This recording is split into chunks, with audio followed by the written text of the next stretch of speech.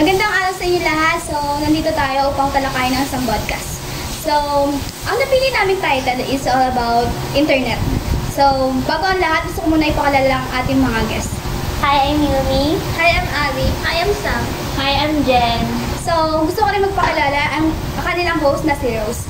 So, bago lahat, magbabalik tayo. So, narito na tayo upang talakayin kung ano nga ba ang internet. So, bago ang lahat, gusto ko muna magbigay na isang katanungan na ano nga ba ang internet? Sa inyong palagay. Sa akin, yung internet, siya yung bumubuo or ng social media. Kasi karamihan na ngayon sa panahon ngayon, lalo na tayo, mga students, yun yung magiging connection natin, lalo na sa mga malalayong lugar, mga calls, mga text, ganun. For me, ang internet ay Cut mo na. Sige. Ulit ka. Nawala. Okay. For me, ang internet, ito yung nakakatulong din to makakuha ng information, lalo na mapapadali kang makakuha ng parang mga news sa mga yon. Okay. So, sa kanilang palagay ay ng internet. So, tatalakayin naman natin ngayon ang advantage at disadvantage ng internet. So, sa palagay nyo, ano nga bang advantage ng isang internet sa kasalukuyan ngayon? Ang advantage nito ngayon, lalo ng mga students at mga workers, kailangan natin ng information na tumitingnan tayo sa online kasi dati, di ba, puro sa mga libro, sa mga dyaryo. Ngayon, may internet na tayo kahit may nabubuo na ngayon mga AI, mga ganyan, mga search engines na mas pina-improve pa. Kaya, mas lalong, yung advantage nun sa atin. Para sa akin, ang disadvantage nito ay parang sobra na sa pagsa-cellphone, hindi na nakakapag sa mga bahay, ganyan. Mas nagiging tamad yung mga tao. Oo, tama. For me din, ang disadvantage nito ay yung parang yung mga students dun na lang bumabase sa internet. Pag mag-search sila, tapos parang dun na lang din sila kumukuha ng sagot pero di nila pinag-aaralan. Pero sa tingin nyo, mahalaga nga ba ang internet sa kasalukuyan ngayon? For sa atin, mahalaga siya. In the meantime din, parang siya na rin yung nagpapatamad sa tao ngayon. Kasi, tawag dito, dati kasi, di ba, kailangan nila maghagila pala sa mga library, sa mga mga dyaryo, para makakuha ng information. At syempre, talagang makikita mo dun sa mga students na yun na sumisikap sila para makapag-aral makakuha ng information. Pero ngayon, search na lang, tap na lang, sa wifi, diba? At saka, meron ng mga nakahandang information sa internet at makukuha, which is, rin disadvantage din sa mga ibang mga students na naglalaganap talaga ng information, talagang pinaghirapan nila kunin yung information. Pero sa tingin niya, natututo pa rin ba yung mga students sa pamamagitan ng internet? Katulad ng mga online class, ganyan. Sa tingin niya, natututo pa rin ba sila sa pamamagitan ng ganun? Feeling ko hindi masyado. Kasi yung iba nadi-distract din kasi nag-multitask sila. Kunwari, nasa isang screen, may online class nila. Tapos yung isang screen, naglalaro sila ng mga. Oo, kasi ngayon sa internet natin ngayon, marami na rin ng mga nabuong games. Kaya mga League of Legends, mga Genshin, mga ganyan, mga ML. Kasi yun na yung nagpapadistract lalo na sa school. Kasi imbis gawin nila yung mga research nila, mga assignments nila, yun na yung naging distraction nila na sabihin, mamaya na nga lang, hanggang yung mamaya na yun, kinabukasan, wala na, hindi na nagawa. Pero sa tingin nyo, kung tatanggalin ng internet sa ngayon is makakatulong sa ating mga student na makapag-aral pa ng mas maayos or hindi? For me, makakatulong yun kasi sa mga ngayon, mga maliit na bata, biruin mo, pati mga bunso namin ngayon. May mga cellphone na agad. Yes. Dati, mag-high school ka muna or bago ka mag-grade 6 yung nakakuha ng cellphone. Bago ka bilhan. Yung cellphone ko po nung dati nung grade 6, mga keypad pa, Yes. talagang pinipindot. May mga touchscreen na lang, iPad. Talagang parang naninibago, parang pag ngayon ako makakutid ko, ay, Parang mas nalulung na silang is kesa na-enjoy nila yung paglaro sa labas, mga ganun. Tapos nagkakaroon sila ng mga attitude. Oo, mga attitude, makagaya ng mga nagbumura na siya bigla, ay, ayoko tang inam to mga papal, parang mga ganun. Which is, sabi niya, sinatanong ko sa kanya, sa mga tutunan niyan, sa mga kuya ko, sa inyo, sabi ko, ay, pag naglalaro, di ba, napapa-shout na lang natin mga ganun, dahil na pag batak na batak ka maglaro, di ba?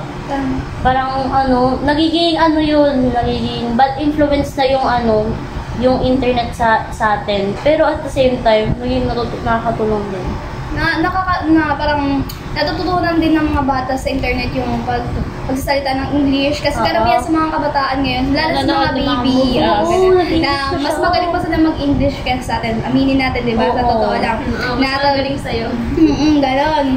Diba? Dito, mas natututo sila sa pamamagitan ng panonood na mga pangbata na, pero at the same time, natututo rin sila na magbaliwala ng mga bagay dahil sa internet na which is masama rin para sa mga bata katulad nila. Kailangan may time yung mga paggamit ng mga bata ng cellphone. Yung internet din kasi, yung parang kapag nalulung ka na doon, parang hindi mo na kaya makipag-socialize in real life.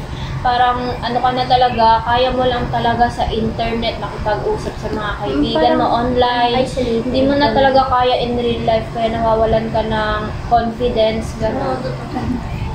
Lalo na sa mga gusto na natin na ma-enjoy. Yung dati, miss natin mag-enjoy, mag-piko, magtumbang preso, mga ganyan sa labas. Ngayon, tambay na lang sa bahay. Masaya ka na kasi naka-cellphone ka na may internet naman, di ba? Parang mas lalo sila na-isolated sa bahay kaysa maglabas, mag-enjoy yung sinag ng araw, pawis-pawisan, pag-uwi, di ba? Dati, atat na atat tayo gumala dati. Oo, ngayon, pag sa cellphone, hindi mo na nagagawa yung mga gawaing bahay mo dyan eh. Oo, namimiss na yan. Puro ka na cellphone, ganyan. Mga maghuhugas ka, takatakasan mo ng dati. Wait lang, maglalaro lang kami, tapos may palo agad pag-uwi ng bahay. Ngayon, wala na, nakalulong, natatawagin ka, uy, bumili ka na ganyan.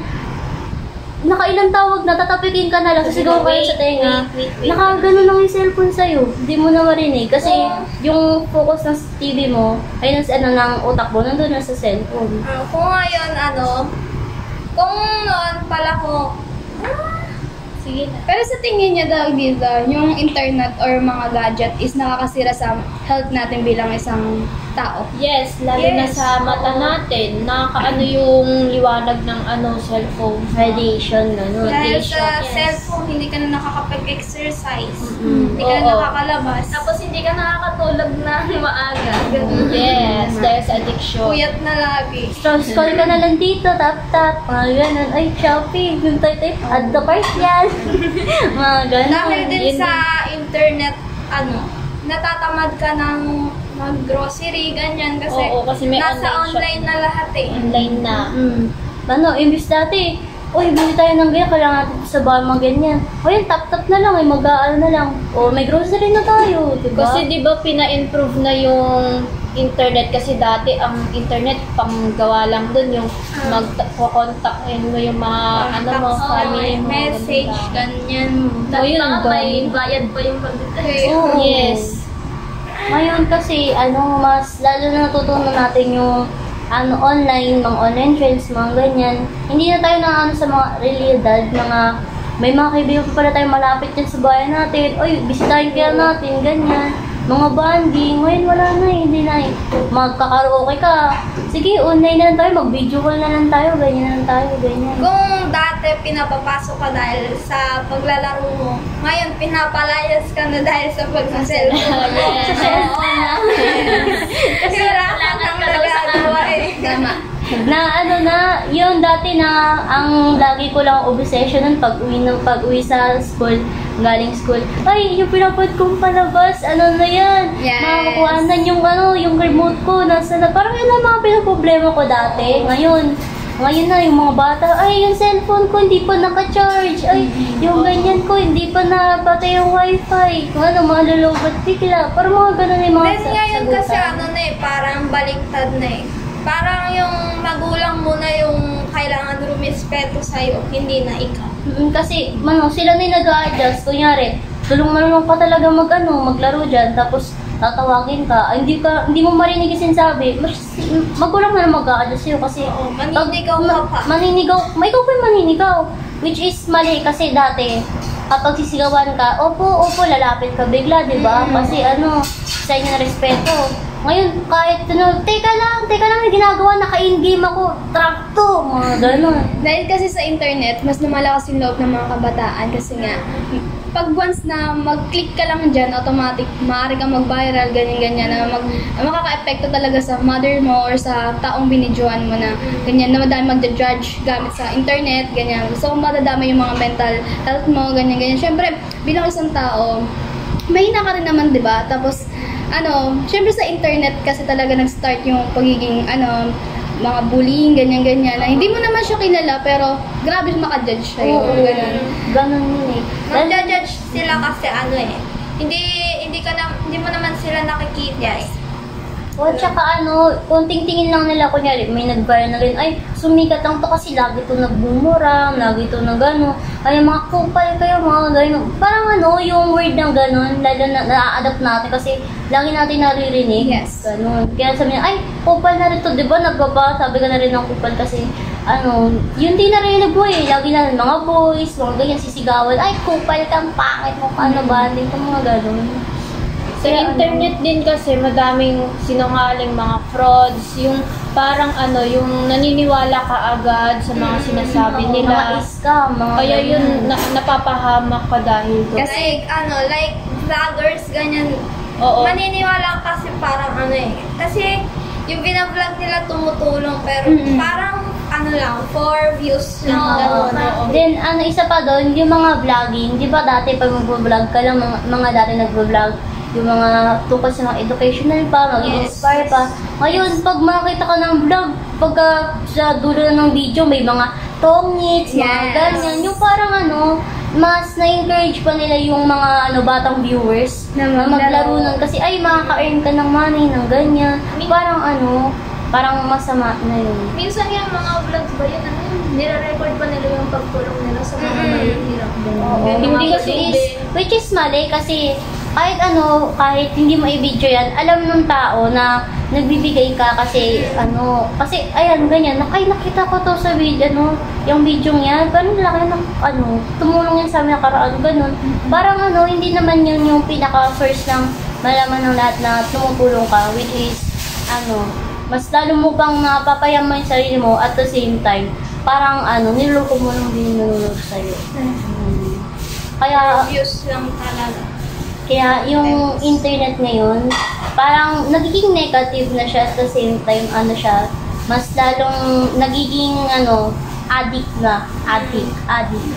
Kasi, yung mga, lalo na ngayon, mga matatanda, hindi na sila, natutunan sila mag-cellphone, mag-gadget. Which is dati, mga matatanda lang sa amin, makikinig lang ng radyo, ng ganyan, sa TV, dood lang ng balita, which is naboboring ka. Ayoko yung palamas na yan kasi puro balita, wala nang mga sona, mga ganyan, di ba? Aminin nyo, dati, pag may sona, inilipat yun ng channel.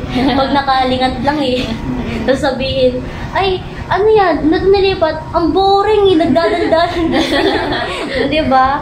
Ngayon, kapag pag may sona na, hindi na nakanood sa TV kasi which is mga gadget na lang, naman sa YouTube yan, di ba? Puro na cellphone. Pero kasi sa internet din, madami ring mga fake news, ganyan-ganyan na kumakalat. Mas gusto kasi ng tao talaga yung, binabasa lang nila, tapos hindi nila inaalam yung buong katotohanan sa internet. Sa internet lang sila talaga nakikinig, titignan lang nila yon, then yun lang yung alam nila. Like, hindi na sila nagre-research about sa pinagmulan ng issue, ganyan-ganyan. Kasi, di ba, sasabi nga nila, yung internet ngayon is parang fake na lang.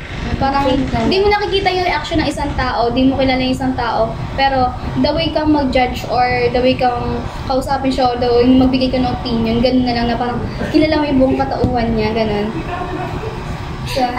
So, lalo na yung mga dati 'di ba, makukuha tayo ng mga sa libro, information, mga lessons. O sige, basahin yung ganyan, chapter 1, kwento, ganyan. Eh ngayon, may mga video lessons na tayo, which is advantage at the same time, hindi disadvantage kasi ini-skip na lang natin yung mga video lessons. Papakinggan lang natin yung mga keyword. Oo, sinisin na lang nila. Tapos rin, may alam kayo, nabasa nyo ba yan? Opo sir, yung mga keyword lang sa umpisa lang pinapanood mo. Tapos yung dulo, kasi ini-skip mo na eh. Di ba kasi karamihan dati is hanapin mo talaga sa library yung topic na binigay sa'yo ng teacher mo. Pero ngayon, yung mismo teacher na yung nag-adjust na bibigyan kita ng topic, ito na yun. Pero ngayon ginagawa... Mga modules, mga ganyan. Pero ngayon ginagawa ng kabataan, wala. Yung topic na yun, search na lang sa internet. Na mismo hindi na silang gagawa. Bala na si, ganyan. Hindi na niraalala. So, parang nagiging na gumagraduate sila na walang alam. Minsan din, nakapapasa sila na walang alam. Yes. Lalo na nga yung nag-pandemic, puro tayo mga modules, mga ganyan. Yung graduate ka lang siguro ng sa pandemic dahil sa mga na yan, sa Google, sa mga search engines na mga minsan naman yung magulang mo magsasagot ng module. Yes. Oo, then mahirap yun kasi, lalo mga kinder. Ay, ayoko ng ganyan, hindi ko kaya. Is susulatan na ng nanay, pipicturean, tapos sinisi. Yes. Na parang papangitan lang ng pinangsulat, para which is disadvantage kasi hindi natututo lalo yung yung estudyante kasi natutulungan tsaka biruin mo, pagkatapos ng pandemic, bigla silang, ay, hindi ko pa alam yung ganyan, hindi ko natutunan yung ganyan. Yes. Kasi nga, yung mga magulang ng nagsasagot. Diba dati rin sa online, like, papasok ka lang sa Gmeet, pero para mag-attendance. Pero wala ka attendance ka lang talaga. Ganun. Then, pag nag-attendance na, layas ka na agad. Parang pumunta lang sila ng Gmeet para mag-attendance lang, tapos alalaysa sila. Yes. Di kaya papatayin nila yung camera nila. Tapos makikinig. Pero hindi mo alam, di pala nakikinig. Tulog na pala sila.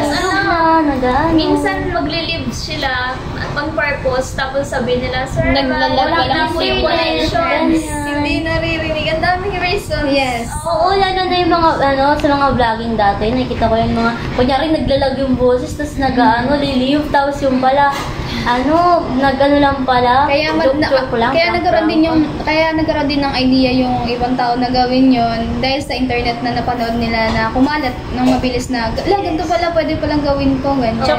Tsaka sa internet din kasi yung mayaman na din yung tao sa magandang paraan at sa pangit na paraan, di ba? So, advantages naman tayo kasi parang disadvantage.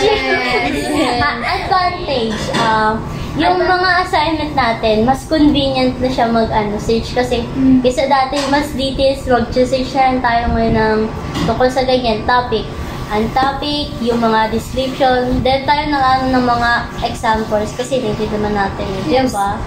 Isa pang advantages niya, nakakapag-usap ka sa mga tao na sa malayo. Yes. Advantage kasi, hindi mo na kailangang pumunta sa school para magpasa ng mga activities. Yes. Send na lang, tapos okay na, di ba? O nag-gradean ka na, o may grade ka na anak, o di ba? Ganun. Which is, convenient, lalo na kung may ginagawa ka, then may pinapunta sa iyo o may na-miss ka na lesson, isend na lang sa'yo, di ba? Yes. Para maka-catch up ka. Yes, Sa internet talaga lahat mapapabilis. Napapabilis na natin kasi improve na siya ngayon kasi dati, di ba, ang multimedia lang natin dati, text, tawag lang, type lang, ganun. Hindi ka na mapapagod kasi nasa internet na talaga lahat Yes. Nagkakaroon na din tayo ng tawag dito. Nagkakaroon ng maling paraan ng paggamit ng internet, pero at the same time, nagkakaroon tayo ng gumagaan yung mga trabaho sa atin dahil sa internet. Convenient siya. Yes, katulad ng mga working student, ganyan. Yes. Nandito na nag-online sila habang gumagawa sila ng trabaho nila na nakakatulong sa mga magulang nila. So, maganda rin yung internet sa atin bilang kabataan na na nakaka-help sila sa atin financially and sa mga ibang bagay.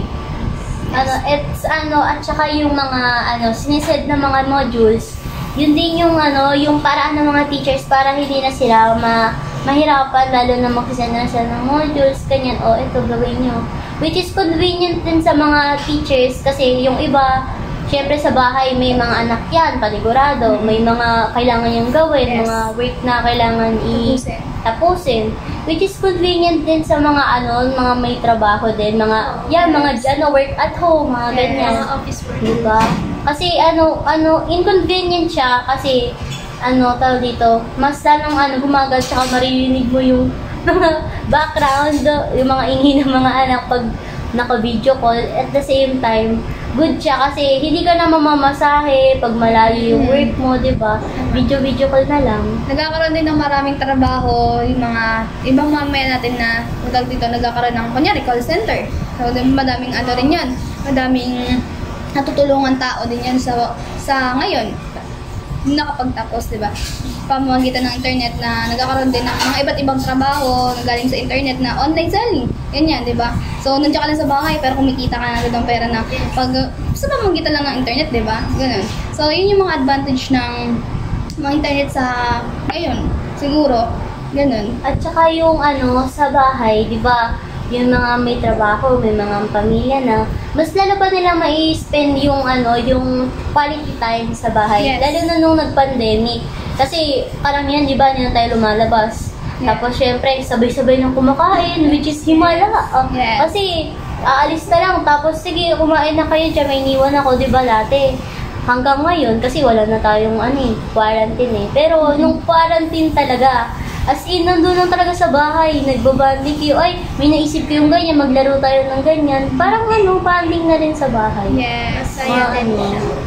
At saka kung kunyari, malapit lang sa inyo, pupuntahan mo lang mga kaibigan mo, o sige, dito tayo, magawa tayo assignment, diba?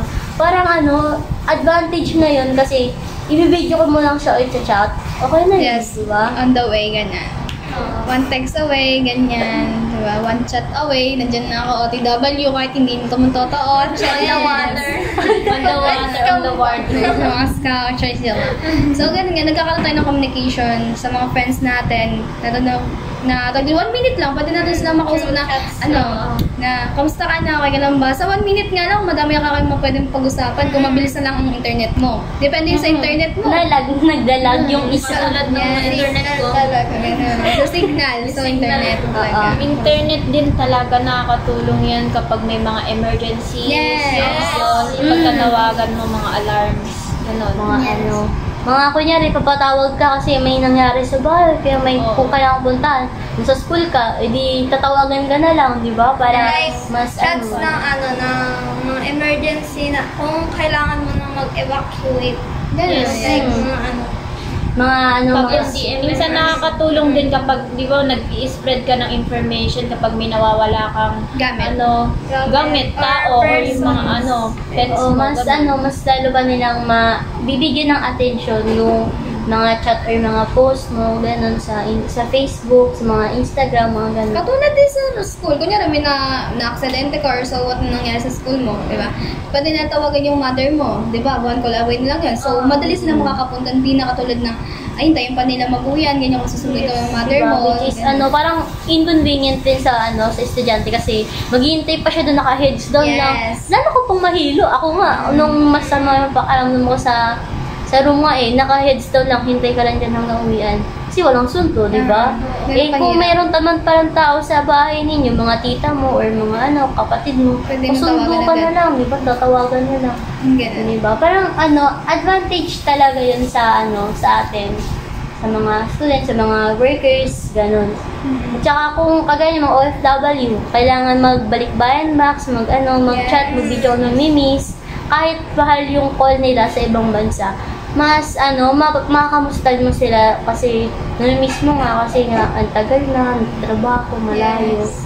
Parang Kahit sa ganun. pamamagitan lang ng internet, nakakamusta mo yung mahal mo sa buhay. Kahit hindi man personally, na ganun nga, kamusta ka na dyan, nice. Parang mapapagaan pa rin yung loob nila kahit sa dawi lang na simpleng kamusta, simpleng video call, kamustang DM, ganyan, ganun.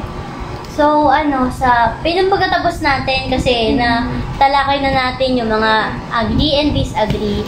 Sa tingin nyo, ano yung huling message nyo sa mga gumagamit ng internet?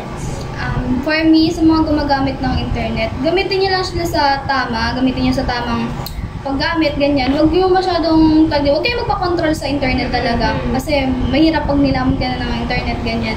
Ano lang, parang, lagyan mo lang siya ng time, gano'n, para hindi ka masobrahan. Kasi, kawawa din yung katawan mo pag nasobrahan ka ng todo. Yun lang. I-balance mo lahat. Kasi, kailangan mo siyang,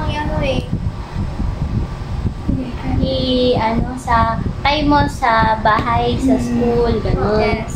Then, Sa mga din, mag-ingat din kayo sa mga false information, sa mga internet. mga scams, lalo na sa mga GCash, mga Yes. link, mga kunyari, ay send po ng code nito para manalo kayo sa ganyan, mga promo. Basta-bastang maniwala sa mga ganyan. Kasi yan, mga scam yan. At at the same time, yung perang na pinag-iipunan mo sa GCash, yun din yung magiging bagsak mo kasi napunta lang sa scammers.